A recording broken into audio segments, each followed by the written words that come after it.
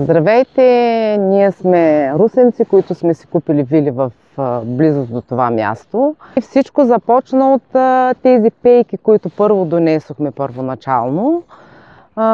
После след тези пейки дойдоха други желаящи, които искаха да работят тук. Емил, който е много голям наш приятел и той е дошъл от града си, е закупил вила, дойде с негови работници и възстанови този мост. Този мост въобще го нямаше, имаше само желязната конструкция, не можеше да се преминава през него. След като направи той моста, се включиха други доброволци, които донесоха въжетата. Написахме река Русенски лом, това е местността Бравта, в която преди няколко години, преди да започнат наводненията, тук е имало ниви, места, в които хората са обработвали.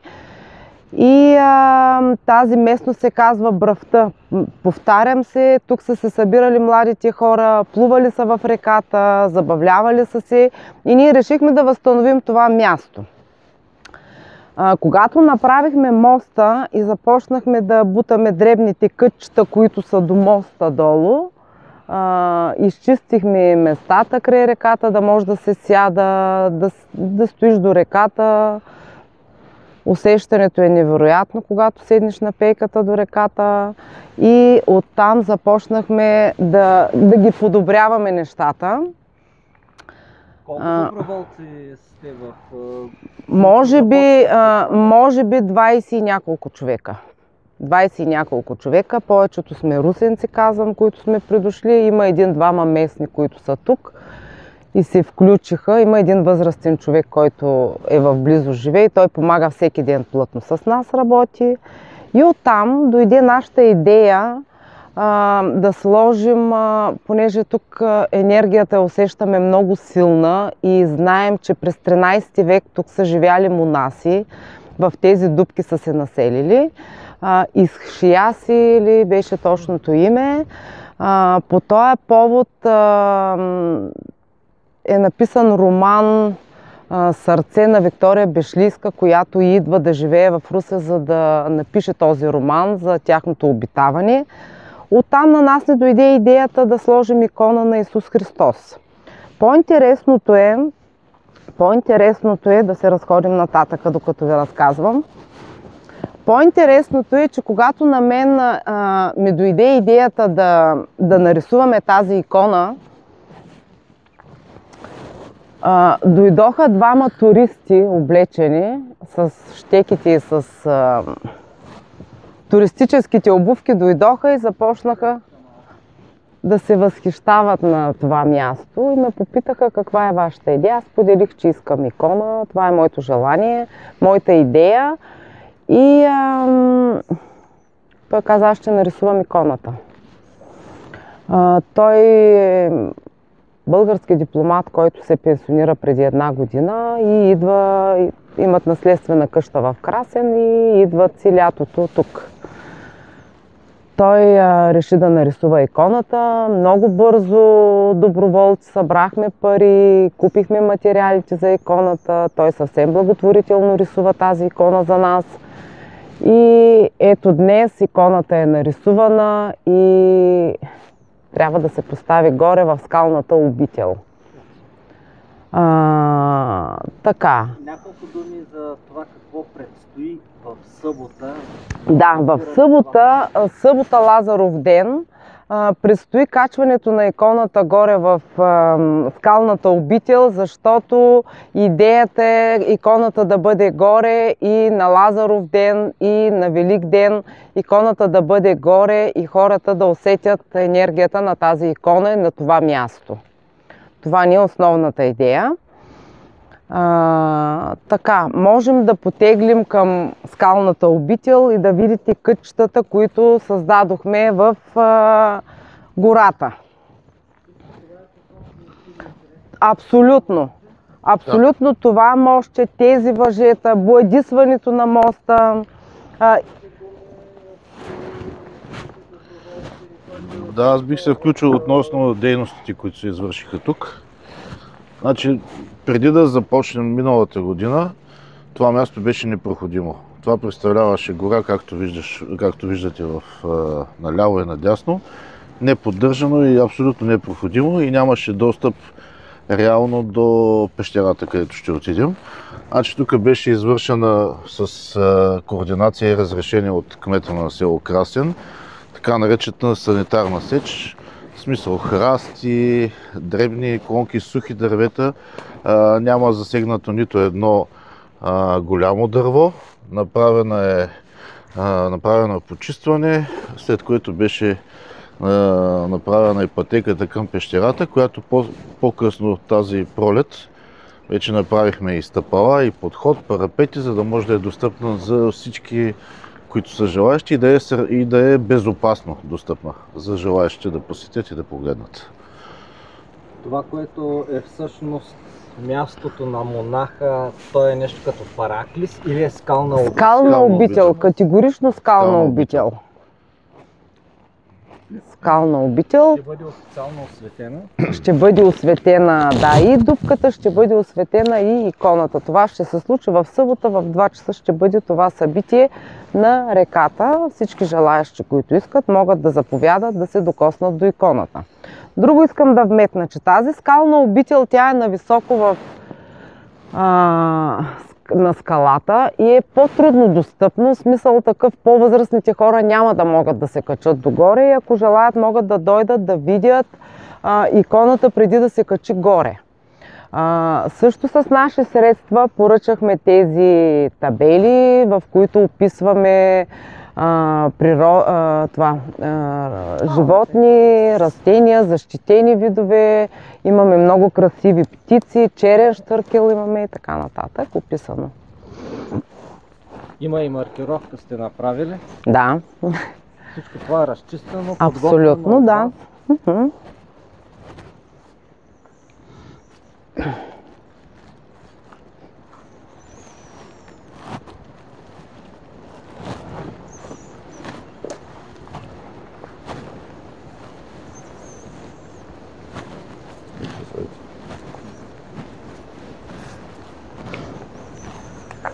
А това място с какво е известно? Енергия? Има ли други дупки, пещери? Да. Вчера разбрахме, че обикновено там, където са тези дупки, където са обитавани от монасите, в близост е имало светилище, църква, но разбрахме, че е имало църква малко по-нататъка.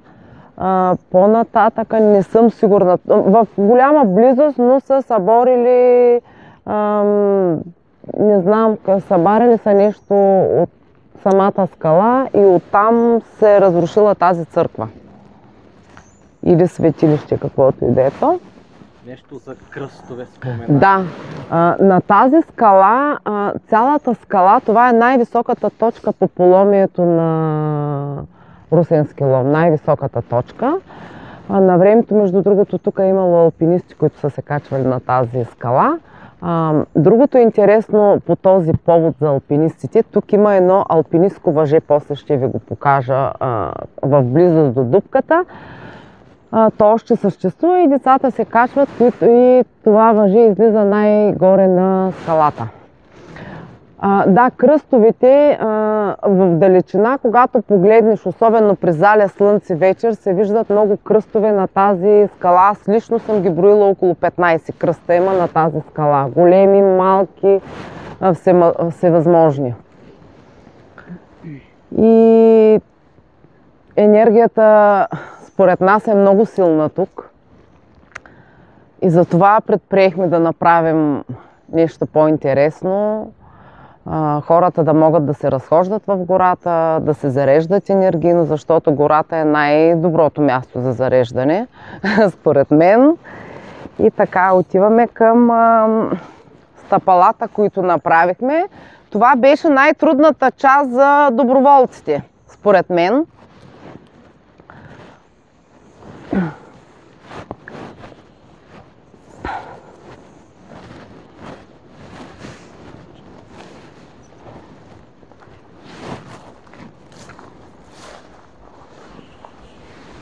Цяла екипировка трябва ли? Не трябва. Значи стъпалата са около 60, тук беше абсолютно невъзможно да се качиш догоре, качваха се само по-младите, можеха да се качват, но то беше много непроходимо. Направихме стълби, не сме нарушавали нищо в природата, просто добавихме тези плочи, няма бетон, няма такива неща. Да. Там. И заповядайте на новите стълби. Да ги пробваме и да видим докъде ще ни отведат.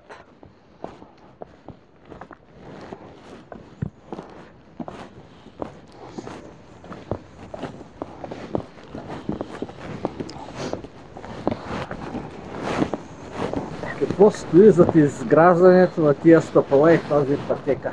Зад изграждането на тези стъпала и тази пътека стои много физически труд, желание и много пот. Изграждането на тези стъпала се извърши от двама човека, които с елементарни пособия и много физическа сила създадоха тези стъпала. Няма никакви бетони или други изкуствени материали, освен тези тротуарни плочки, които сме поставили, за да може при всяки атмосферни условия да бъде достъпна обителата за всички. Материалите, всичко със собствени средства и собствен труд. Колко стъпала броили ли сте ги? Около 60 са стъпалата, като всяко стъпало от 4 плочки, 4 или 2 плочки, зависимост от денивелацията. Така че може да направим сметка колко плочки са вложени тук. Но пак казвам, най-сериозно беше физическия труд поставен тук.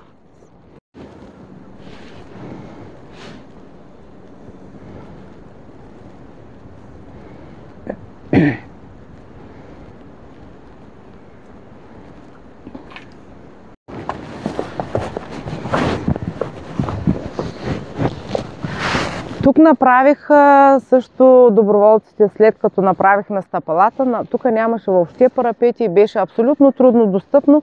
Направихме максимално да сме близо пак до гората от дървен материал парапети, с които да бъде лесно придвижването горе до скалната обител. Преди да влезем в скалната обител, искам да ви покажа тази малка дупка, която може да я покажете. Тук в тази дупка е поверието, че този монах е спял в тази дупка. Вечер е живял в тази дупка и там е лекувал хората. Тая скална ниша е била леглото. Леглото, да. Останалото е място, където е лекувал хората и е пребивавал в тази дупка, която дупка, както забелязвате, е разположена по канон на изток. Гледа.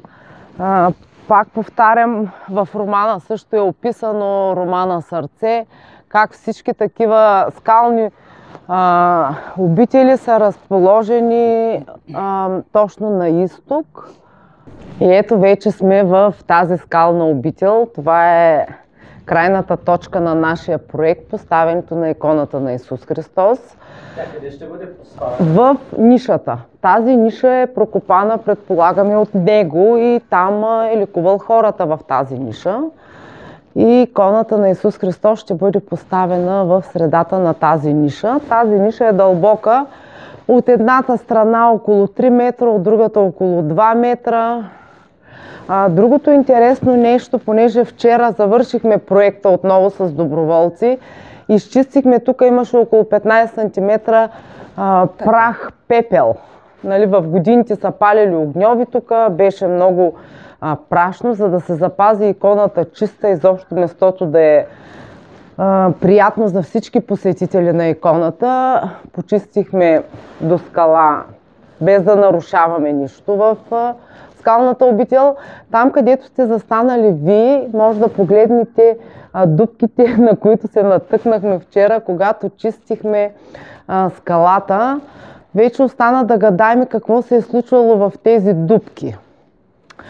Ние лично го приличаваме на место, където се е палил огън и се е топлил храната. Другия вариант е в тази дупка, може би е имало греда, която е била догоре и тук е имало от дърво направено нещо като легла. Нямаме идея, можем само да гадаем. В тази скална обител, когато започнахме да почистваме самото място, се натъкнахме на тези човешки образи. Това е в профил, това е лице на човек. Това е направено от 13 век е направено това нещо. Тук ясно може да се види тук е ясно, окото, да. носа, устата, профила. Да. И тук, да. А това естествени ли са тия картини? Да, всъщност. Ето, през телефона. Като маска нещо. Да. А водата къде е? Да. Малко трудно се различава, но това е главата. Ето окото. Тук част от носа се е отчупила, както се вижда, и устата. Общо взето може да се види човек, като се загледа профила на лице. Тази ниша също тук нещо е имало, нещо е лягало на нея, служило е за нещо, защото е направено от човешка ръка. Другото интересно нещо, което открихме, са и тези дупки. Погледнете, те са, мисля, че 3 там, и тези дупки, които също са направени от тоя монах. Дупките. Вие как научихте за това място? Старите хора помнят ли, знаят ли нещо? Поне тези, които ние питаме тук в района, нямат информация, те нищо не казват. И ние трябваше да се разтърсим да намерим по-възрастни хора. Сега по този повод искам да ви разкажа Бабина Пенина чука, местността, както се казва. Исках да науча легендата защо се казва Бабина Пенина чука. Бабина Пенина чука се казва, намерих много трудно, попаднах на една жена, която на 92 години в това село живее, която разказа легендата за Бабина Пенина чука. За съжаление, тя не е много хубава легендата, тъжна е. Баба Пена като млада ражда дете, което дете по времето на войната с Турция вземат и сина и го правят еничар. Малко по-късно мъже умира във войната и тя 3 пъти по 7 години чака сина и да се върне от войната. Той не се връща и тя от мъка се скача от тази скала. И затова се казва Бабина Пенина чука. Това е легендата, която ни е предадена от тая баба. Другото интересно нещо е, което е много за мен лично интересно и не случайно, е когато взехме решение да нарисуваме иконата и се намери човек, който иска да нарисува иконата, той ме попита на какво да нарисуваме иконата, за да не нарушаваме скалата, да не нарушаваме нищо, всичко да е в природата и да е автентично. Решихме да нарисуваме иконата на една стара дървена врата. Интересното е, че тази стара дървена врата е на 200 години осмолявана. Изключително красива, тежка в годините от това осмоляване.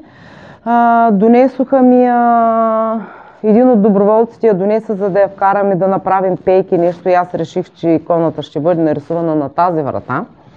И когато направихме самата врата, я ошкурихме, нагласихме я да е готова за рисуване, художника реши да дойде да снима тази ниша, за да видим дали тази икона ще влезе в самата ниша. И много интересно, че съвпада точно размера на иконата с нишата и според мен няма случайни неща.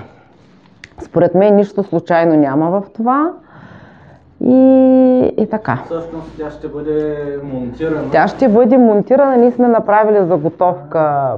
Каквото казвате врата, аз останах впечатление, че тук по външната периферия. Самата икона, вие ще я видите в събота. Да, тя е голяма колкото тази рамка. Ще бъде голяма.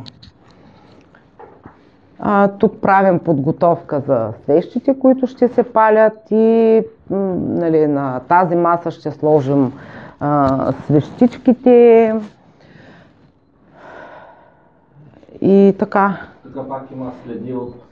Има всякакви следи, да, от пребиваването, най-различни, и ако се загледаме, ще намерим и още много, може би, но вчера открихме това.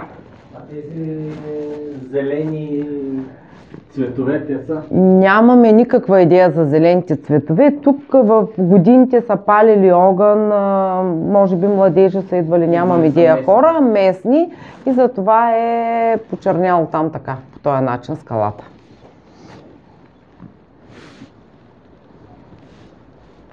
Както виждате, тук се открива страхотна гледка. Дупката, повтарям, се гледа на изток. Гледката е невероятна. Вижда се и църквата на селото дори.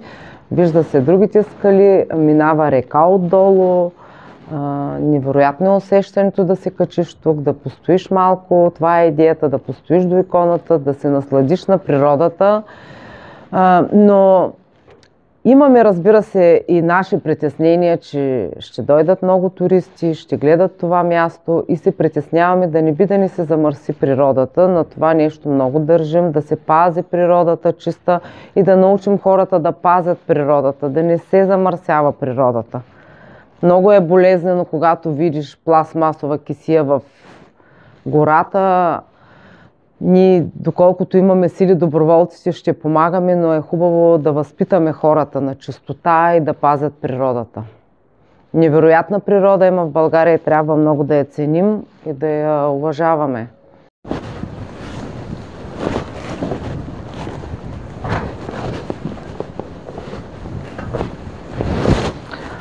Последното, което предстои да поизчистим, е тази почва, която е падала с годините, особено в ония участък, за да може да е по-лесно преминаването. А той как е стигал до тая ниша, или? Ами, нямаме идея, може би от тук. Нямам идея какво се е случвало. Там никой не се е качвал да оглежда? Не. Не е безопасно? Не. То се вижда от тук, че едно, може би е имало с годините, но се е заличило стъпки и неща, които са му били направени. Тук има една пътека, която, разбира се, не е почистена. Тук има едно алпинистко въже, което на времето е слагано, мисля, пак от доброволци, млади хора, които са имали желание да стигат горе до върха на скалата. И това алпинистко въже помага за по-лесното изкачване горе на пещерата. До ден днешен тинейджери, по-млади хора, които не се притесняват, се качват по това алпинистко въже. То е също доста атрактивно и интересно. Плануваме за в бъдеще леко да поизчистиме тук санитарно да почистим това място, за да може да е достъпно и за по-големите, и горе да се сложи една пейка, от която да се открива страхотна гледка към селото. Това е по принцип следващата ни стъпка на доброволците. Това плануваме да направим. Имате ли информация дали тук, в тая скала или в непосредствена близост, има и други такива ниши, които са се ползвали назад във времето от монаси? Разбира се, че има много такива, особено за село Красен, мога да ви кажа. Малко по-нататък се намира пещерата, мечата дупка. Пещера ли е, дупка ли е, но е по-голямо. На времето са сложили масичка, пейки, мисля, че още съществува. Тя е на 1 км от тук. А в другата край на селото, посока Басарбово, стария път покрай реката, изключително красиво място, се намира четвъртите дупки, или т.е. там е било църква. И в момента там има поставена също икона и някакъв кръст, който се е съборил, не знам кога е направен това нещо и откъде точно се влиза. Тепърва започваме да обследваме тези неща и да навързваме историята за селото. И такива интересни места. Тепърва започваме. Да откривате неща, които са били забравени, са сега наново изтъква живота. Да, така е. Това е нашата идея. Затова започнахме това всичкото.